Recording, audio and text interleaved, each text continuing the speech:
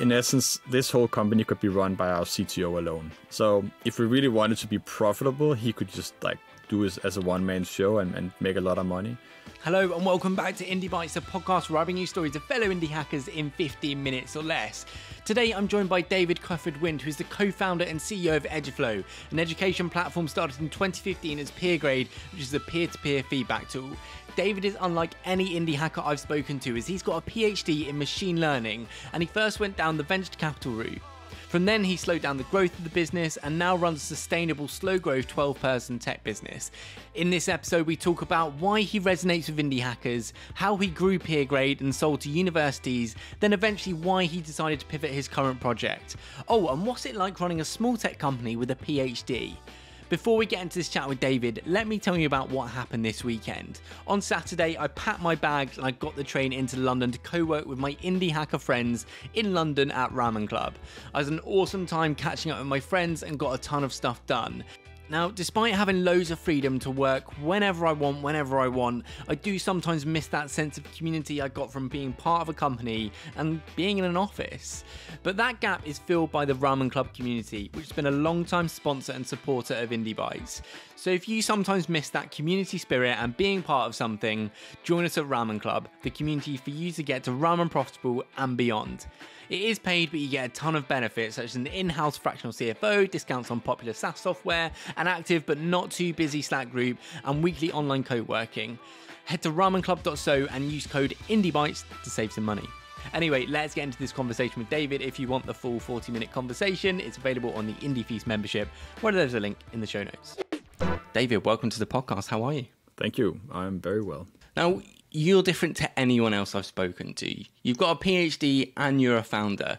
So let's talk about the conception of Peergrade, the company that started it all off for you back in 2015. So, as you mentioned, I was doing a PhD in machine learning. And during my studies, I really liked being a teaching assistant. So, as soon as I started my PhD, I wanted to teach again. I begged for permission to make my own course. I wanted to teach practical data science. So, I called it Computational Tools for Big Data, I think. And then, unfortunately, people really loved that title. So, I was expecting like 15, 30 students, but I got 150 people enrolled because they go and search for big data in the course base, apparently.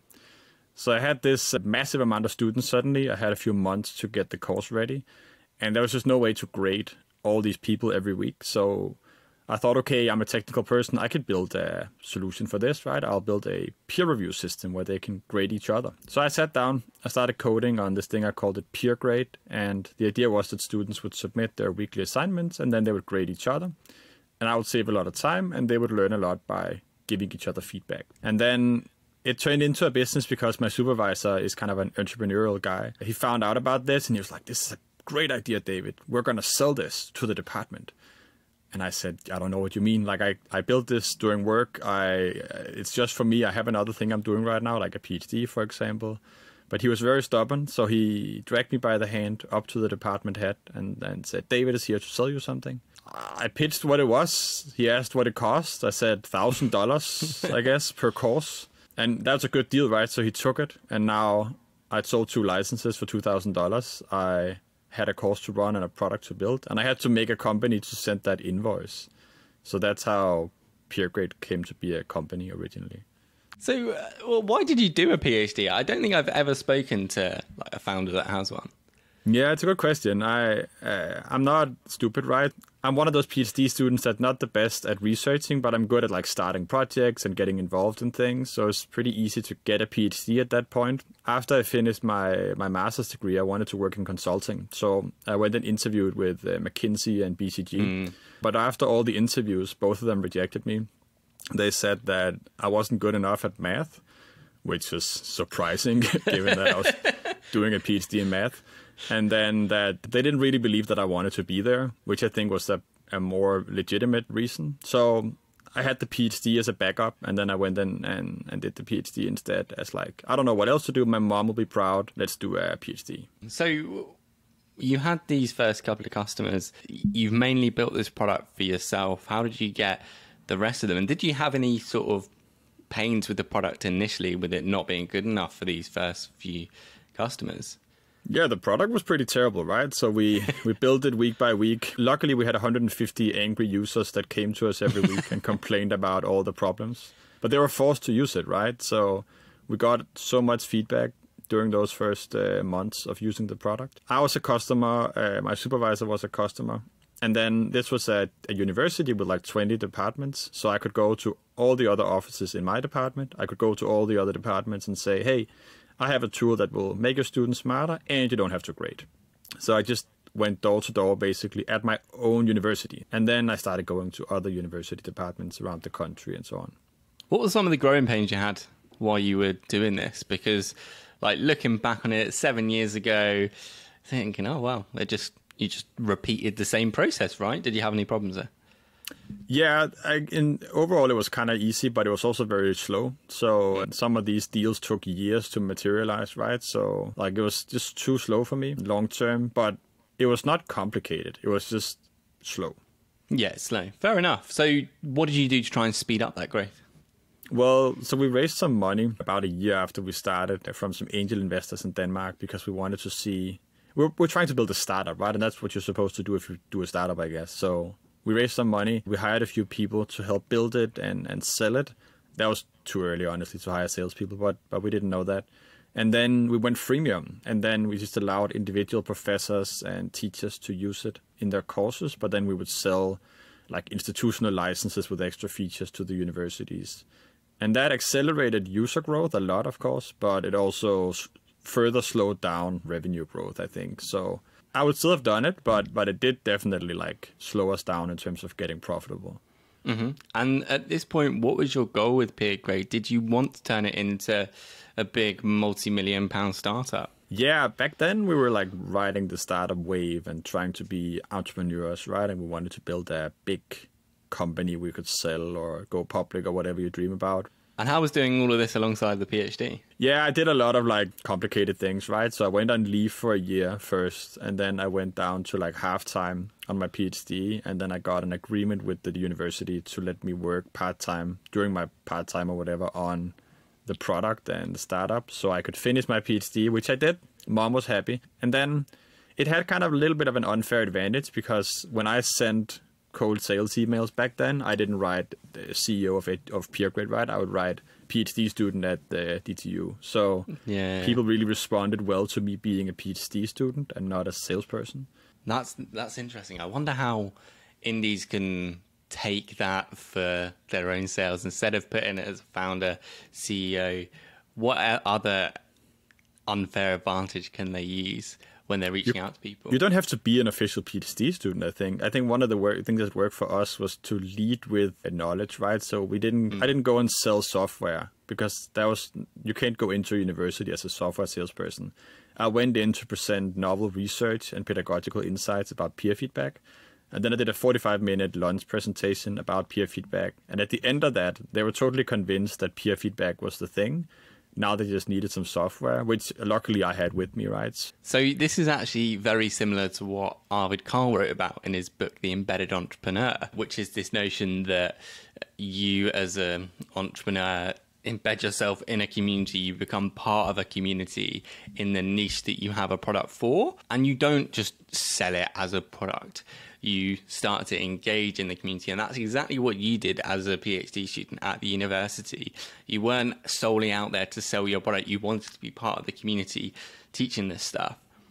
So you raised a bit of money, you're growing the business, you're hiring people. So fill in the gap for me between YC in 2017 with Peergrade and pivoting to Eduflow. I've got a bit of a gap here that I don't really know what happened. I'm not even sure I know what happened, right? So it's kind of complicated. We exit YC in end of 17 with Peergrade. We know what we're doing. We have customers. Now we just need to grow. And it was just very hard to grow Peergrade. I think it dawned upon us in those years that it was not necessarily a good venture case in itself. It was hard to acquire users fast because of the things I mentioned about like universities are slow and hard to convert and so on. But it was a good business, right? So there was something there. We could make it profitable, but it wasn't like a VC case. And then we started figuring out like, what are we then going to do? And a lot of different things came up, right? Our customers are maybe the wrong market. Maybe we should focus on corporate learning. We noticed that a lot of our users liked the product, but they wanted more features, and they were hard to build on top of our existing tech stack. We also just noticed that if a university bought Peergrade, then only like 1 to 5% of the students there would actually end up using it, because it's just one way to teach in some courses once in a while. And we wanted everybody to use our products every day, right? So how could we turn this into a product that everybody would use all the time? All of those things combined ended up pushing us in a direction where we built a new version of Peergrade, essentially, called Eduflow. And it was supposed to be just a more flexible Peergrade, but it ended up being like more than just a peer review product, right? It ended up being a full course product. Okay, so back in 2019, you changed to Eduflow. This is the new business, the new direction. You're now CEO of Eduflow, 12 people, not grown massively in terms of people. Has it grown a lot in revenue? Are you trying to grow it now?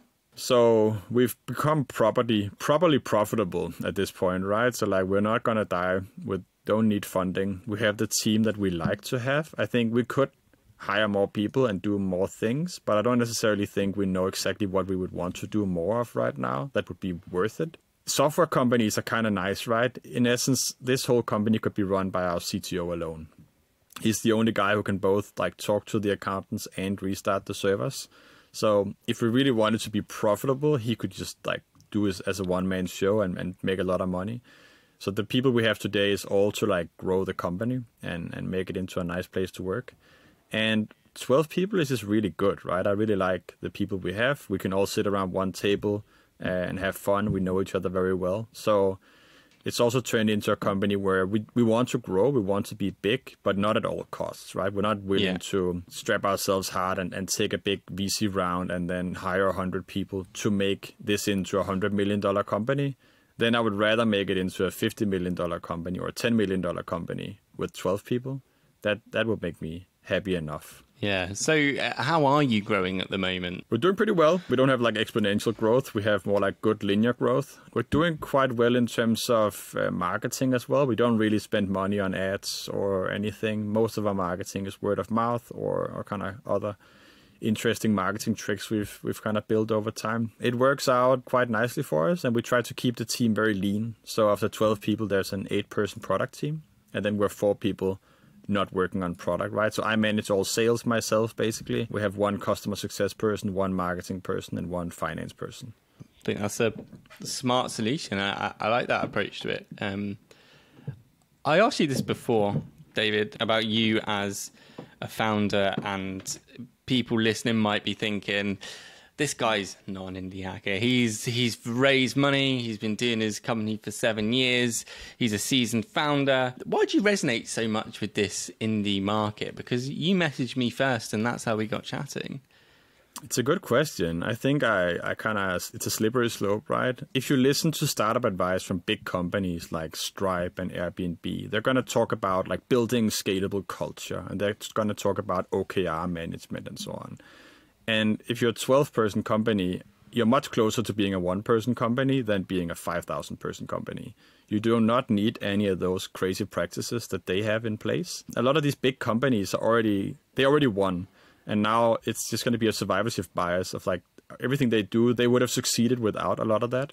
So I like to take my advice from people who are much, much earlier in their process, trying to land their first customers or their 10th customer or something. I started following a lot of indie hackers online because the feedback they give, the ideas they come up with are very foundational and example focused.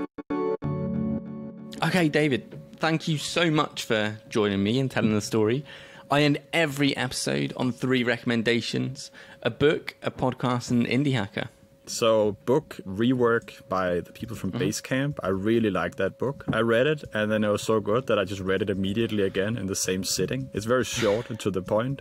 A lot of people don't like the Basecamp team, and that's fair. But that book has just transformed the way I think about company podcasts. I really enjoy the Out of Beta podcast with Matt Wensing and Peter Zoom. I don't really follow that many indie hackers, I think. But that guy with Banner Bear, what's his name? John Youngfook.